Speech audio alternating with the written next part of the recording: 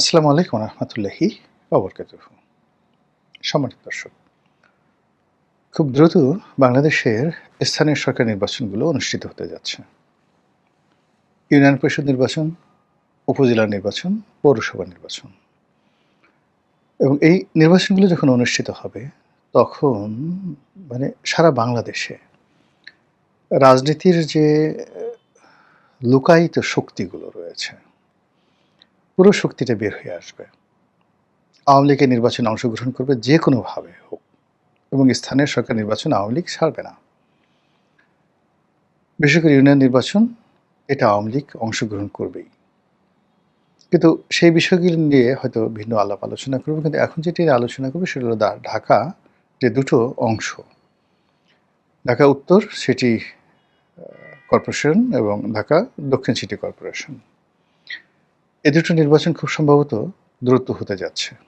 ইতিমধ্যে জামাত দক্ষিণ সিটি কর্পোরেশনে তাদের প্রার্থী ঘোষণা করেছে, এনসিপিও তাদের প্রার্থী ঘোষণা করেছে।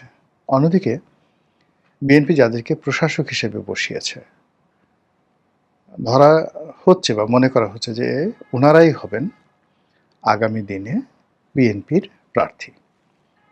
তো সেখানে দক্ষিণ সিটিতে সালাম সাহেব আছেন, কিন্তু সালাম সাহেবের এগেনস্টে সেখানে যে জনতার মেয়র ইশরাক, তিনি প্রস্তুতি নিচ্ছেন এবং তিনি তার মন্ত্রিত্ব ছেড়ে কিংবা তার এমপিগিরি ছেড়ে তিনি মেয়র নির্বাচন করবেন, এই ব্যাপারে তিনি অনেক আগেই ঘোষণা দিয়েছেন। কিন্তু দল যদি তাকে মনোনয়ন না দেয়, এক্ষেত্রে পুরনো ঢাকা কেন্দ্রিক তার যে আত্মীয় আছে, স্বজন আছে, ভোটার আছে বা তার যে বিশাল কর্মী বাহিনী আছে, তারা এই বর্তমান যিনি আব্দুল সালাম সাহেব আছেন তার পাশে থাকবেন বলে আমার কাছে মনে হচ্ছে না। অন্যদিকে আরেকটি অংশ, অর্থাৎ ধরুন যে এখন এই যে মির্জা আব্বাস সাহেবের আত্মীয় স্বজন, তো যেহেতু মির্জা আব্বাস একসময় ঢাকার মেয়র ছিলেন, তো এখানে একটা যৌগিক ঘটনা ঘটতে পারে। অর্থাৎ ঢাকার রাজনীতিতে মির্জা আব্বাসের পরিবার এবং সাদেক হোসেন খোকার পরিবারের মধ্যে একটা মনস্তাত্ত্বিক যুদ্ধ ছিল এবং সেটা এখনও অব্যাহত আছে। কিন্তু উপরে তাদের মধ্যে যতটাই খাতির থাকুক না কেন, এক্ষেত্রে এশরাক যদি সালাম সাহেবের বিরোধিতা করে, মির্জা আব্বাসের যারা লোকজন আছে তারা সালাম সাহেবের পক্ষে যেতে পারে।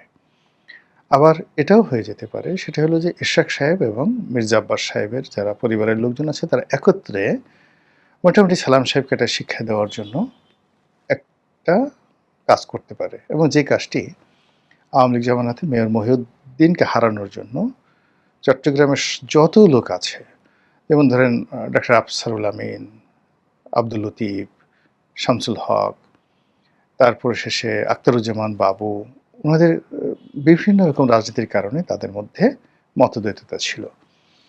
কিন্তু 2009 সালে যে নির্বাচনটা হলো, সেই নির্বাচনে মেয়র মহিউদ্দিন সাহেবকে হারিয়ে দেওয়ার জন্য আরেকজন ছিলেন মিস্টার কায়ছার, তিনি প্রেসিডেন্ট মেম্বার ছিলেন। তো সবাই মিলে ঐক্যবদ্ধ হয়ে এই ভদ্রলোকের মানে পরাজয়ের জন্য তারা প্রাণান্ত চেষ্টা করে এবং তারা সফল হয়।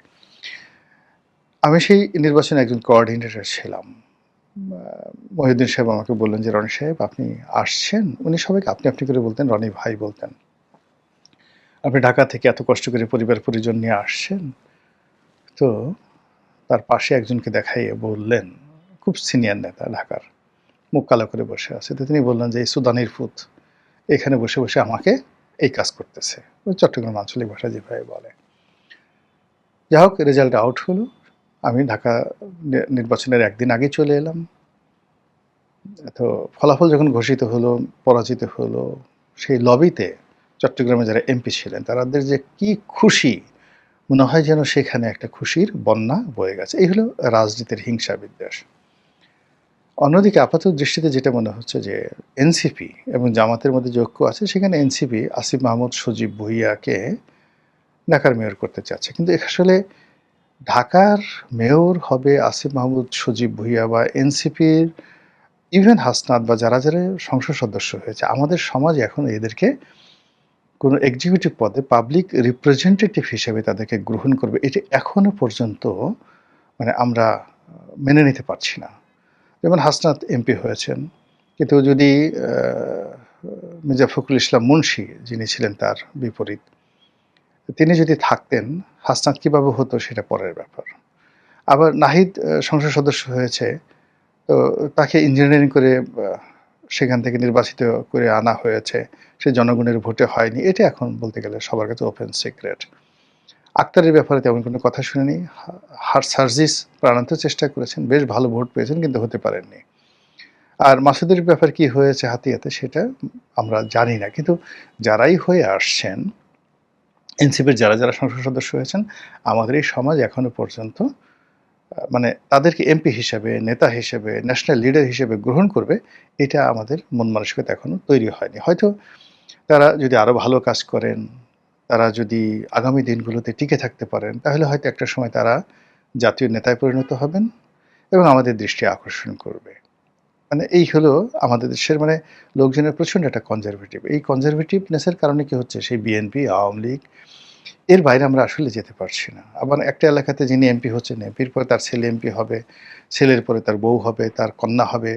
এরকম একটা চিন্তা চেতনা ২য় জেনারেশন, ৩য় জেনারেশনে। এই ট্র্যাডিশনের বাইরে শুধু আমি না, ইভেন জাপানে, আমি জাপানে গিয়ে দেখে আসছি, ইংল্যান্ডে, এইভাবে পরিবারতন্ত্রের থেকেই আসলে বেশিরভাগ রাজনীতি হয়ে আসে।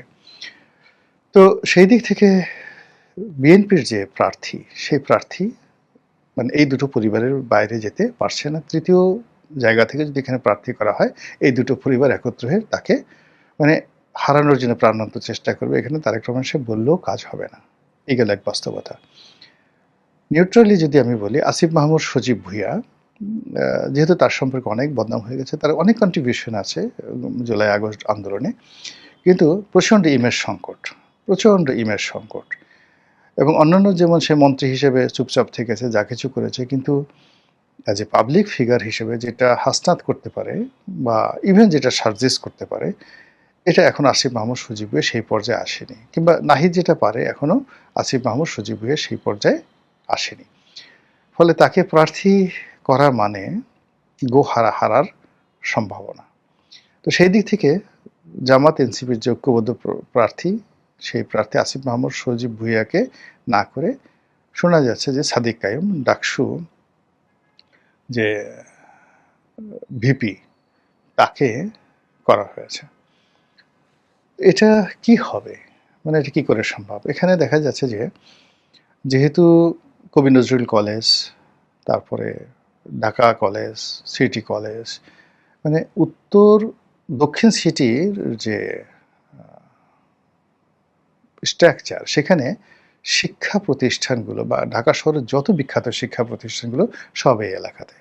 অর্থাৎ কবি নজরুল, সরওয়ার্দী, তারপর জগন্নাথ বিশ্ববিদ্যালয়, ঢাকা বিশ্ববিদ্যালয়, government laboratory school, Dhaka college, city college, এরপরে ideal college, Dhanmondi law college, Badrunnesa, Kamrunnesa, Eden, girls অর্থনীতি থেকে শুরু করে কি না আছে, এই এলাকাতে আসলে সব স্টুডেন্ট। এবং সেই স্টুডেন্টদের মধ্যে এখন পর্যন্ত শিবিরের যে যাকে বলা হয় কর্মী বাহিনী, এই কর্মী বাহিনী, সমপর্যায়ে কর্মী বাহিনী ছাত্রদলের নেই।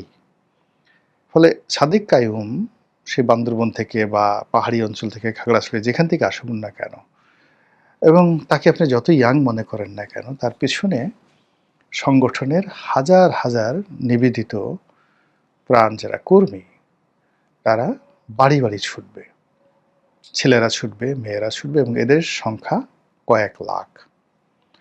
তারা অনেকে ভোটার না, কিন্তু কয়েক লাখ। আবার অন্যদিকে দেখেন যে তারেক রহমান সাহেবের বিরুদ্ধে যে একজন ভদ্রলোক দাঁড়িয়েছিলেন, তিনি কিন্তু অনেক ভোট পেয়েছেন, এবং বলা হয়ে থাকে যে সত্যিকার অর্থে তারা ওখানে বিজয়ী হওয়ার জন্য কিন্তু দেশের বিভিন্ন জায়গা থেকে ভোটারদেরকে সেখানে ট্রান্সফার করেছেন। এবং তারেক রহমান সাহেব যদি সেখানে পরাজিত হতেন, এটা অস্বাভাবিক কিছু ছিল না।